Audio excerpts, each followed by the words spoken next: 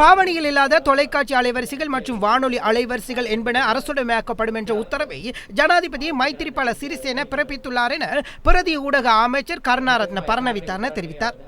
அண்மையில் ஊடகங்களின் தலைவர்களுடன் நடத்தப்பட்ட கலந்துரையாடலின் போது ஜனாதிபதி இது பற்றி அவர்களுக்கு அறிவுறுத்தியுள்ளார் எனவும் இன்று இடம்பெற்ற ஊடகவியலாளர் சந்திப்பின் போது அமைச்சர் தெரிவித்தார்.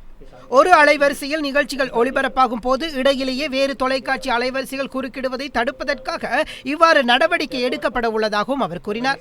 இந்த நடவடிக்கையில் ஊடக சுதந்திரம் பறிக்கப்படுவதாக செய்திகள் வெளியாகி கொண்டிருக்கின்றன.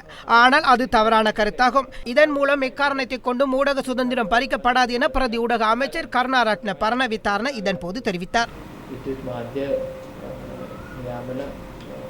යන්ත්‍රණිකුත් හදන්න ඕනේ. ඒකේ කොටසක්